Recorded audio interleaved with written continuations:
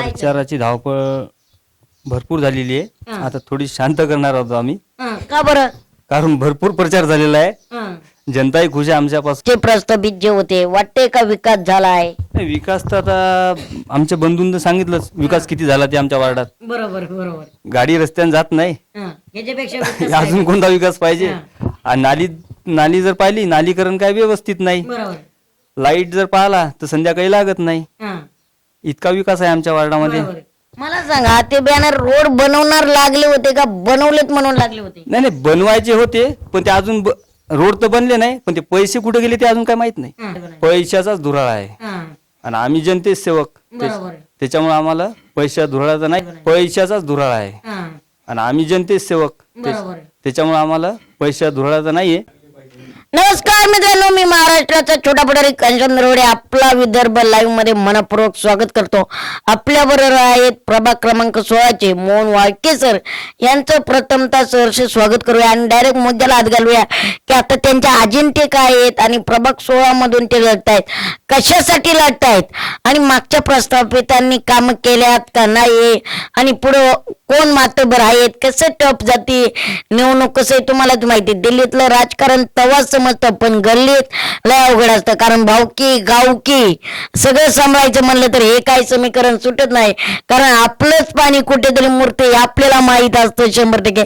त्यामुळं इथलं राजकारण समजायचं म्हणलं तर लय अवघड आहे. मग प्रभाग क्रमांक वाशिम मध्ये आपण आहोत, प्रभाग क्रमांक 16 मधले मोहन वाळके सर, तुमचं प्रथमतः मनपूर्वक सहर्ष स्वागत करतो आपला विदर्भ लाईव्ह. बर, कशा आहात? छान. बर, काय प्रचाराची धावपळ कोटपर आली आहे? काय प्रचाराची धावपळ भरपूर झालेली आहे. आता थोडी शांत करणार आहोत आम्ही, का बरं? कारण भरपूर प्रचार झालेला आहे. जनताही खुश आहे आमच्यापासून प्रत्येक गोष्टीत आणि जनतेनं नगरसेवक उभे केलेले, आम्ही ते एक नगरसेवक आहोत. बर, तुम्ही नगरसेवक पदासाठी उभे आहात. बरं, मागचे प्रस्तावित जे होते वाटते का विकास झालाय? विकास तर आता आमच्या बंधूंनी सांगितलंच विकास किती झाला ते आमच्या वार्डात. बरोबर बरोबर. गाडी रस्त्याने जात नाही, ह्याच्यापेक्षा अजून कोणता विकास पाहिजे? आणि नाली जर पाहिली, नालीकरण काय व्यवस्थित नाही. लाईट जर पाहिला तर संध्याकाळी लागत नाही. इतका विकास आहे आमच्या वार्डामध्ये. थोडक्यात विकास सांगायचं म्हणलं तर लाईट संध्याकाळचा लागत नाही आणि दिवसा तर मग विचारायच नकोच. म्हणजे विकास फक्त कागदावर विकास फक्त कागदावर आहे. आणि जे बंधू बोलले ते आमचे 5 कोटीचे बॅनर लागले होते रस्त्यावर की आम्ही रोड बनवणार, आम्ही हे करणार, आम्ही ते करणार, ते तर आध्यात्मिक झालेलं आहेच. मला सांगा, ते बॅनर रोड बनवणार लागले होते का बनवलेत म्हणून लागले होते? नाही नाही, बनवायचे होते पण ते अजून रोड तर बनले नाही, पण ते पैसे कुठे गेले ते अजून काय माहित नाही. पण ते मंजूरच नसतील झाले.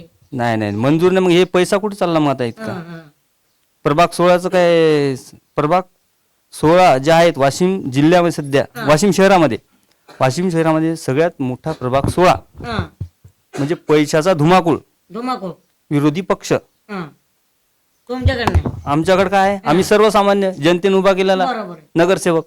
बरोबर, एक शेतकऱ्याचा पुत्र म्हणायचं. शेतकरी पुत्र आम्ही.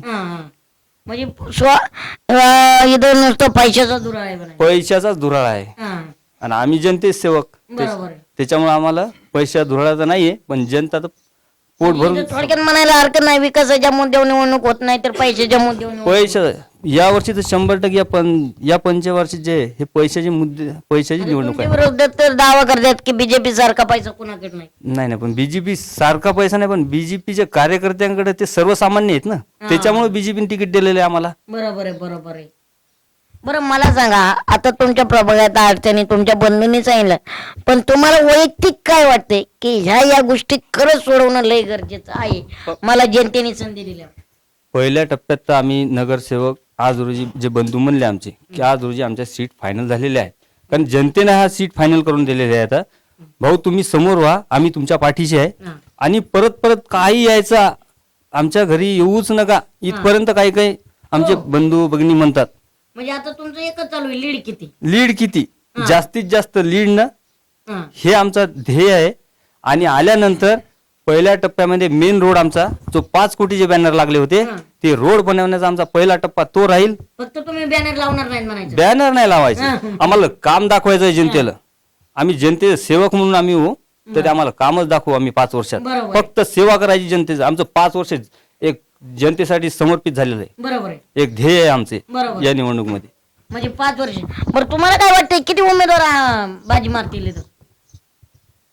उमेदवार जास्तीत जास्त 25-23 उमेदवार 100%. पण मला सांगा बीजेपी पहिल्यांदा चिथून लढते आणि बीजेपीला वाटतंय का टप जाईल म्हणून? नाही नाही बीजेपीला टप जात नाही. बीजेपीनं जे उमेदवार दिलेले आहेत ते बऱ्यापैकी खूप छान काम केलेले उमेदवार आहेत आणि लीडनं येणारे उमेदवार आहेत ते.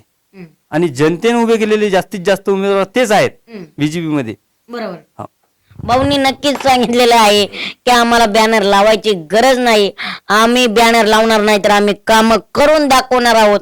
नक्कीच त्यांच्या शब्दाला यश व्हावं आणि त्यांना मनपूर्वक आपला विदर्भ लाईव्ह करून शुभेच्छा देतो. आणि येणाऱ्या काळात इलेक्शन पार पडणारच आहे आणि नक्कीच उत्सुकता लागलेली आहे. आता नेमकं कोणाला किती लीड म्हणतो बरं का, नाही तर मी काय असं बोलत नाही. तर नक्कीच आपण सर्वजण आपला विदर्भ लाईव्ह पाहतच आहात. पण प्रत्येक गोष्टी प्रत्येक प्रभागामध्ये काय चाललंय जाणून घ्यायचं असेल ना तर आपला विदर्भ लाईव्ह आजच पाहावं लागेल छोटा पुढारी या विशेष कार्यक्रमात.